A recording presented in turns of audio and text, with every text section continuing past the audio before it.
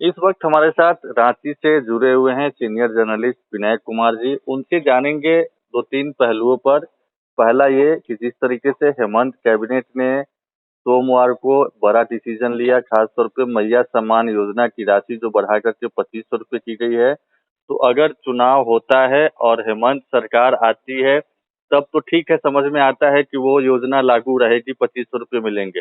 लेकिन अगर by the way Hemant सरकार नहीं लौटती है और बीजेपी की सरकार आती है तो भी क्या 2500 रुपये ही मिलेंगे चूंकि कैबिनेट से पास हुआ है, या फिर बीजेपी ने जो कमिटमेंट किया है 2100 रुपया वो मिलेगा? विनय सर, क्या टेक्निकल पहलू है? क्योंकि हेमंत सरकार ने फैसला किया है, कैबिनेट ने डिसीजन लिया है कि मैया सम्मान योजना की राशि दिसंबर से ही 2024 से ही 2500 रुपये दी जाएगी। तो क्या अगर बीजेपी की सरकार बनती है, हेमंत सोरेन की सरकार ने नहीं लौटती है, तो क्या बीजेपी के लिए ही यही बाध्यता रहेगी 2500 की, या फिर जो उसने कमिटमेंट किया है, घोषणा पत्र में कहा है कि गोगो दीदी योजना के तहत 2100 रुपये देंगे, वही देगी? विनय सर। नहीं, देखिए, नियम नियम ये है कि जो कैबिनेट का डिसीजन हो जाता है वो डिसीजन तो लागू होता है, लेकिन जो नई सरकार बनेगी वो चाहेगी तो कैबिनेट के निर्णय को बदल सकती है। फिर कैबिनेट की बैठक में उस प्रस्ताव को लाया जाएगा और वहाँ निर्णय बदला जा सकता है। तो ये तो निर्भर करेगा जो नई सरकार आएगी उस पर है। लेकिन जिस तरह से 2500 की राशि की घोषणा की गई है, तो अब भारतीय जनता पार्टी की भी अगर सरकार बनती है तो गोगो दीदी योजना के तहत वो उनको भी 2500 देना एक तरह से लाजमी हो जाएगा। क्योंकि एक बार जब कोई किसी चीज की घोषणा लोकतंत्र में हो जाती है तो उससे पीछे हटना किसी भी सरकार के लिए दिक्कत होगा, मुश्किलें खड़ी कर सकती है, जनता में और लोकप्रिय बना। तो मुझे लगता है कि भारतीय जनता पार्टी की भी अगर सरकार बनेगी, हो सकता है मैया योजना का नाम बदल के ये गोगो योजना कर दें, लेकिन राशि अब लगभग 2500 मिलना लगभग तय माना जाना चाहिए। जी जी, मतलब जो एक हेमंत सरकार ने या हेमंत सोरेन ने जो एक खाका तैयार कर लिया है, एक जो लाइन लकीर खींच ली है, उससे पीछे हटना बीजेपी की राजनीतिक रूप से सेहत के लिए भी बीजेपी की सरकार के लिए ठीक नहीं होगा। इसीलिए मतलब बाध्यता कहें या मजबूरी कहें विनय सर, मजबूरी ज्यादा सुटेबल वर्ड रहेगा। बाध्यता तो जैसे जब कैबिनेट का निर्णय है तो निर्णय जब तक नया निर्णय कोई होता नहीं तब तक ये निर्णय बाध्यकारी है। लेकिन जब सरकार बनती है और नई सरकार आती है तो वो कैबिनेट से फिर कोई निर्णय, इस निर्णय की पुनर्समीक्षा भी कर सकती है। तो ये सरकार के पास अधिकार होता है। लेकिन चूंकि जब लोकतंत्र में क्या होता है कि अगर एक बार कोई घोषणा हो जाती तो उससे पीछे हटना दूसरी सरकार के लिए खास करके लोकप्रिय ये सब कार्यक्रम है, जनता को अट्रैक्ट करने का कार्यक्रम है। तो मुझे लगता है कि भारतीय जनता पार्टी की भी सरकार बनेगी तो 2500 से कम ये भारतीय जनता पार्टी की भी सरकार नहीं देगी। अगर हेमंत सोरेन की सरकार बनेगी तो वो तो अपने कमिटमेंट पर है, वो 2500 की राशि मिलेगी।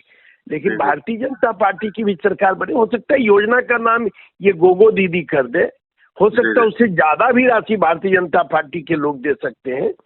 ये तो उस समय की परिस्थिति पर निर्भर करेगा। फिलहाल की स्थिति में ये है कि अभी 2500 का जो निर्णय है हेमंत सरकार का वही लागू है। नहीं नहीं, ठीक है ठीक है। एक और जिसपे मतलब थोड़ा सा कंफ्यूजन की स्थिति है, लोग जानना चाहते हैं कि आखिर ऐसा क्यों। देखिए 5 जनवरी 2025 को मतलब तक कार्यकाल कहा जा सकता था हेमंत सरकार का। पिछली बार 30 नवंबर से 20 दिसंबर तक चुनावी प्रक्रिया हुई थी और 23 दिसंबर को नतीजे आए थे। 2019 की बात मैं कर रहा हूँ। इस बार इतनी जल्दी, और जब महाराष्ट्र में 288 सीट है वहां पर एक चरण में, और झारखंड में 81 सीट है फिर भी 2 चरण में, कैसे इसको देख पा रहे हैं? हालांकि ये विशेषाधिकार है चुनाव आयोग का, लेकिन फिर भी इस पर राजनीति भी हो रही है। राजनीति तो हर चीज पर, भाई लोकतंत्र में राजनीति तो होगा ही। लोकतंत्र में हर किसी को कहने की आजादी, हर कोई व्यक्ति अपनी बात को कह सकता है, रख सकता है, हर पार्टी रख सकती है। लेकिन संविधान में चुनाव आयोग को ये विशेषाधिकार प्राप्त है कि वो 6 महीना पहले चुनाव करा सकती है। और 6 महीना पहले चुनाव कराने के तहत जब वो बेहतर स्थिति पाती है तब चुनाव कराती है। तो मुझे लगता है कि नवंबर का महीना ज्यादा उपयुक्त है, क्योंकि दिसंबर में अगर आप देखेंगे तो 15 दिसंबर वगैरह के बाद बहुत सर्दी का मौसम होता है और उस समय वोटिंग परसेंटेज कम होने की भी संभावना रहती है। हालांकि विशेष परिस्थिति में कभी भी हो सकता है चुनाव, लेकिन आइडियल समय अगर कहिएगा तो यही नवंबर का महीना, अक्टूबर नवंबर का महीना, अगर पर्व खत्म हो जाए, पर्व के बाद सबसे बेहतर महीना माना जाएगा चुनाव के लिए। और पहले भी इस तरह की चर्चा होती रही है और पहले भी अगर देखिएगा नवंबर के महीने में बहुत सारे चुनाव होते रहे हैं, तो ये बहुत अच्छा मौसम है। लेकिन परिस्थिति बस, कभी आप देखते हैं मई में भी चुनाव होता है, कभी बाद के समय में भी चुनाव होता है, फरवरी में, लेकिन ये सबसे उपयुक्त महीना है। चूंकि स्कूल इस समय बच्चों की पढ़ाई या शिक्षा का कोई बहुत नहीं रहता है कि उनकी परीक्षा है, जबकि मार्च वगैरह फरवरी महीना में अगर आप चुनाव कराएंगे तो समय मैट्रिक का एग्जाम, इंटर का एग्जाम, सभी बच्चे परीक्षा में शामिल होते हैं, तो समय कराना थोड़ा कठिन काम होता है। और फिर मई जून में जब आप देख रहे हैं कि अप्रैल मई में तो भीषण गर्मी पड़ने लगती है, तो उस समय भी कराना कठिन काम। इस बार भी लोकसभा चुनाव में आपने देखा होगा कई लोग लू के कारण उनका निधन हुआ, पोलिंग पार्टी के लोग परेशान होते हैं जो चुनाव कराने जाते हैं। इसलिए देश में अगर आप देखिएगा तो ये महीना सबसे उपयुक्त महीना है।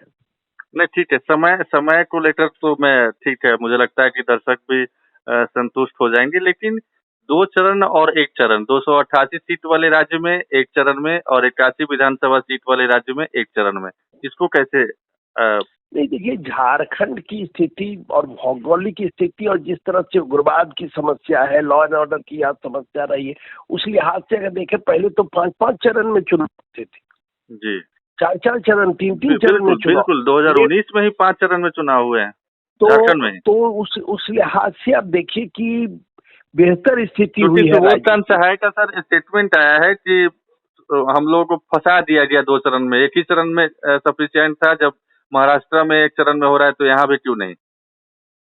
नहीं, देखिए पॉलिटिकल पार्टी तो जब विरोध में आप रहिएगा तो विरोध की भाषा बोलनी पड़ती है। जी जी। हम लोग अक्सर देखते हैं कि भाई जब विरोध में अगर बजट वगैरह केंद्रीय बजट आता है तो विपक्ष के लोग पहले से देते हैं कि ये किसान विरोधी, नौजवान विरोधी, इस तरह की बातें उनका पहले से रिलीज आ जाता है उनका अखबार दफ्तरों में बजट शुरू होते के साथ। तो ये विपक्ष का है, अपने ढंग से व्याख्या करते हैं।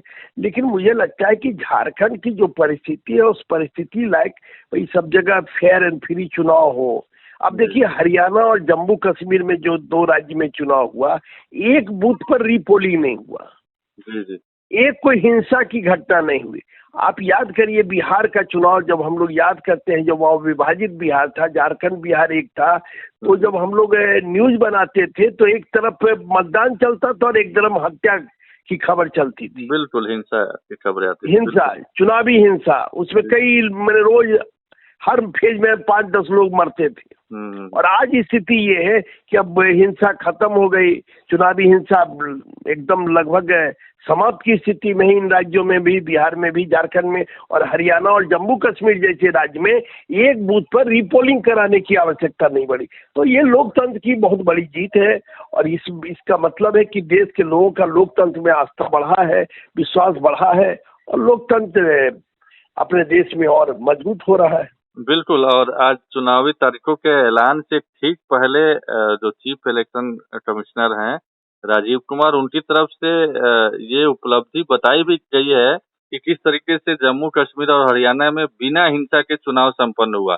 खैर, और एक चीज आपको हम बताना चाह रहे हैं कि राजीव कुमार जो आज मुख्य चुनाव आयुक्त है देश के, वो कभी रांची के डीसी भी रहा करते थे, रांची के उपायुक्त रहे हैं।